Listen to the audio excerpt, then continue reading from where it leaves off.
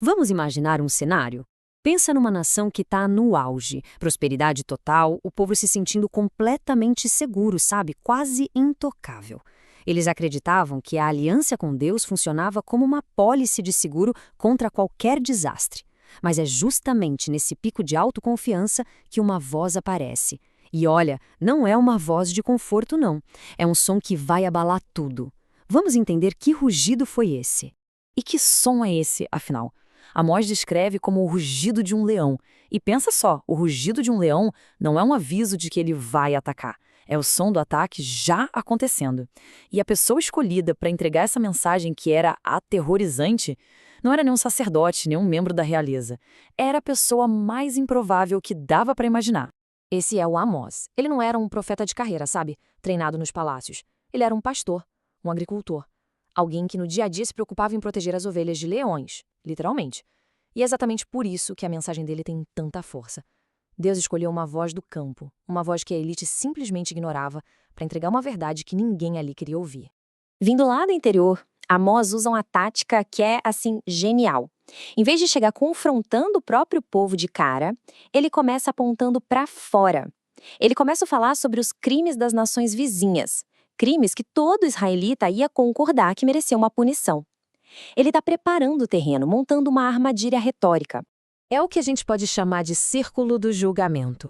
Amos começa ali pelas bordas, listando as atrocidades dos vizinhos de Israel. E a cada nação que ele condenava, a plateia dele provavelmente aplaudia, gritava: "Isso mesmo, justiça!"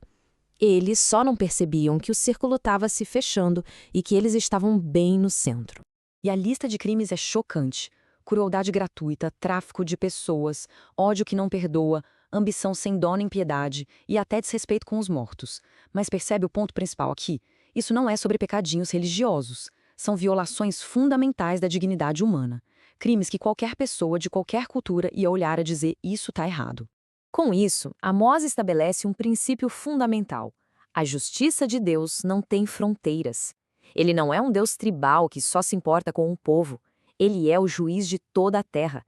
A moralidade básica vale para todo mundo. E agora, com a audiência concordando com cada palavra, Amós vira o holofote para casa. E é aqui que a armadilha se fecha. A história dá uma virada brusca, chocante. O rugido do leão que todo mundo aplaudia quando era para os outros, agora ecoa dentro dos seus próprios muros. O alvo final de Amós nunca foi os vizinhos. O alvo sempre foi Israel. A diferença no julgamento é crucial. As outras nações foram julgadas por crimes contra a humanidade, por quebrar uma lei moral básica. Mas Judá e Israel? Eles são julgados por um padrão muito mais elevado. Eles tinham recebido a lei de Deus, conheciam a vontade dele de forma explícita e, mesmo assim, rejeitaram. É aquilo, né? Com grande privilégio vem uma responsabilidade muito maior. Essa frase, vender o necessitado por um par de sandálias, ela resume a podridão da sociedade. Não se tratava de grandes crimes de guerra, mas da crueldade do dia a dia, onde a vida de uma pessoa pobre valia menos que um calçado barato. A ganância tinha virado a religião não oficial da nação. E a hipocrisia era gritante. Eles oprimiam os pobres e depois pegavam o único manto de um devedor para se deitarem confortavelmente durante os rituais sagrados. Estavam celebrando a Deus com os frutos da injustiça. E quando Deus enviava profetas para alertar, o que eles faziam? Mandavam calar a boca. A adoração deles era só uma máscara. Com essa imagem super forte, Deus expressa algo chocante. O pecado do povo se tornou um peso insuportável para ele mesmo. É como uma carroça sobrecarregada, sabe? Rangendo sob o peso, prestes a quebrar. A paciência divina tinha chegado no limite. Então, por que o julgamento sobre Israel era tão duro? Isso nos leva ao coração da mensagem de Amós. Ser o povo escolhido não era um passe livre para a impunidade. Muito pelo contrário, era um chamado para uma responsabilidade muito, mas muito maior. Esse aqui é o versículo-chave. Israel achava que ser escolhido era uma garantia de imunidade. Amós vira essa lógica de cabeça para baixo. É justamente por causa dessa proximidade que o julgamento seria mais severo. Estar perto de Deus exige que a gente se pareça com Ele, não dá isenção das consequências. Para provar o seu ponto, Amós começa a lançar uma série de perguntas de causa e efeito, quase como um advogado construindo um caso, sabe? A primeira é de uma simplicidade que chega a desarmar. Duas pessoas conseguem andar juntas se não tiverem combinado para onde ir? A resposta é óbvia. Claro que não. Israel e Deus estavam indo em direções opostas. A aliança estava quebrada. A segunda pergunta aumenta o nível de perigo. O leão ruge na floresta se ele não tiver uma presa? A resposta também é óbvia. O rugido profético de Deus não era uma ameaça no futuro. Era a confirmação de que o ataque já tinha começado. A presa já estava na mira. E por fim, a trombeta, o alarme de guerra. O som da trombeta numa cidade antiga significava perigo iminente, um chamado para todo mundo se preparar.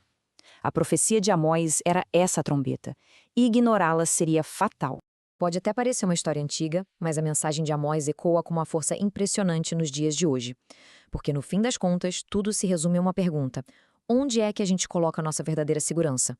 O julgamento de Deus, segundo Amós, tem um alvo bem específico: a nossa falsa segurança. Ele prometeu desmantelar de forma sistemática todas as coisas em que o povo confiava mais do que nele, todos os seus falsos refúgios. Primeiro, os refúgios religiosos. Os chifres do altar, para onde as pessoas corriam em busca de proteção, seriam cortados. Ou seja, não existe santuário para quem pratica a injustiça. Depois, os refúgios financeiros. Todas aquelas casas luxuosas, símbolos de uma riqueza que veio da opressão, seriam derrubadas. Mas, no meio disso tudo, tem uma demonstração da misericórdia de Deus. Ele não age sem avisar antes, ele sempre envia mensageiros, profetas, a trombeta de alerta, e isso torna o povo totalmente responsável por não ter escutado. Então, o que a gente tira de lição disso tudo? Que a fé de verdade precisa se mostrar em justiça social. Que quanto mais alguém conhece a vontade de Deus, maior é a sua responsabilidade. Que rituais religiosos são vazios se ignoram a compaixão. E, acima de tudo, que a verdadeira segurança não está nas coisas que a gente constrói, seja um templo ou uma mansão, mas em andar de acordo com Deus. No final, a pergunta de Amós atravessa os séculos e chega até nós. Onde está o nosso verdadeiro refúgio? Nos rituais que a gente cumpre, na riqueza que a gente acumula, ou num relacionamento real e justo com o Criador?